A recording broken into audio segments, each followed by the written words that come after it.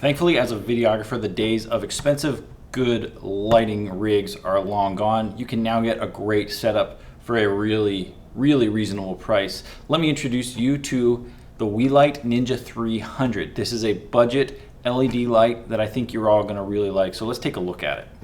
Of course, the first thing you're gonna notice when you get a new package, a new piece of gear, is of course the case that it comes in. This thing is a really generous case, a very large case with several compartments. You got some dividers here that you can move around, but lots of extra space for stuff like batteries, chargers, etc. Even some lighting clamps, etc. Hanging brackets.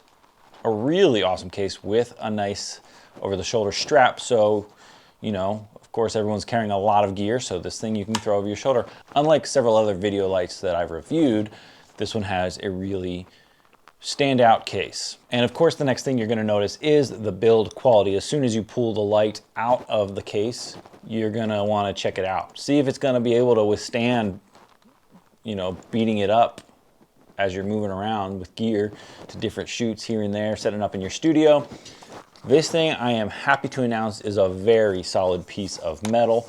The entire housing around the edge is metal. The light stand bracket itself is also metal. There's only a few pieces of plastic. Of course, this back plate here is just plastic, as well as this around the bulb itself and the mount. Let's move on to the mount. So we'll pull off our cover here.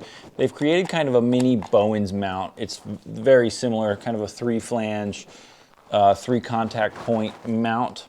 So it's like a mini Bowens mount, and it does come with their Bowens mount adapter. This goes right on the front. Put your Bowens mount, softbox, barn doors, whatever you want on that guy. This is definitely a step down in quality. It's pretty much, it's 95% plastic. The only metal things are the washers and the tighteners, but this is kind of cheap. It does work though. I've already used it several times in several of these shots to hang my Bowens mount softbox. Anyway, back to the light. We're gonna take this off. Something I do like about this is that instead of like a sliding latch, this actually has a button. You push the button to loosen it. And I really like that as opposed to the sliding, because sometimes you're trying to do it one-handed and you can't pull on that thing, but you can push and rotate. So that's a really cool feature. Like I said, the Bowens mount adapter is really nice and easy. It goes right on there, snaps in, and then you've got your light stand mount right here, and hopefully it balances out the weight depending on your softbox, of course. But so far this has done well. I've used it in several applications and I like it. Moving along, on this side I've actually attached it already, is a Sony NPF adapter. This can be powered by batteries, which is a very nice feature. If you guys remember, the GVM light I just reviewed did not have a battery option. This does. It's a little clunky, but at least it's an option. The clunky part about it is that you need this cable to go out of the battery plate and into the light. Room for improvement there. Solid design for the you know, very minimal, very compact light stand bracket, all metal, really nice.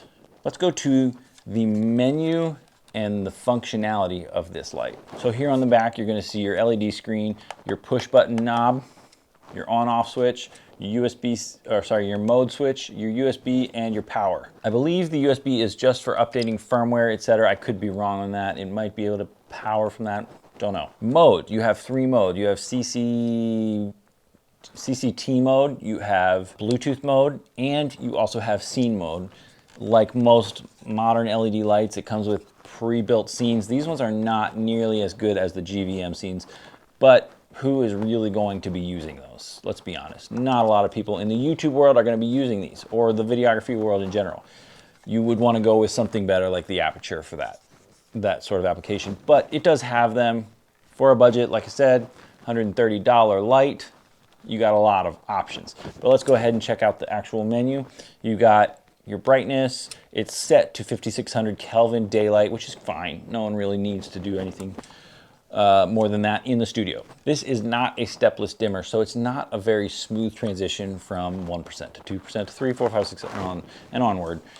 Okay, for a side-by-side comparison, I'm gonna show you the GVM 80 watt next to the Weeylite Ninja 300. Neither of these are stepless, but the GVM does have a more consistent lighting, a more consistent ring of light, as opposed to the Weeylite has this kind of funky inner ring that you're gonna see. So let's take a look at these two lights. We're gonna start with the GVM. You can see it's not stepless. You can see those steps as it increases, but the overall light is pretty consistent. It is brighter in the middle. There's just some, some fall off towards the edges, as is expected, but a fairly consistent light. Let's go ahead and turn on the Ninja. So you'll see the Ninja actually has a more noticeable step in its dimming. We'll keep going up, and the fall off is really more intense. There's this inner circle here, and then it just, from there, it's pretty soft towards the edges. It's not consistent. You really do need to use this light with a softbox. You're gonna notice right around this area, it's just bright. It's just really bright in the middle, and then it's just a drastic fall off. Like I said, it's not noticeable if you're using this with a softbox, which I highly recommend you do. So this is a light you're only gonna want to just set it and forget it. Bluetooth mode, to be honest, I have yet to get it to work. There are 2 different apps on the App Store for Weeylite. Neither of them have been able to connect to this unit yet.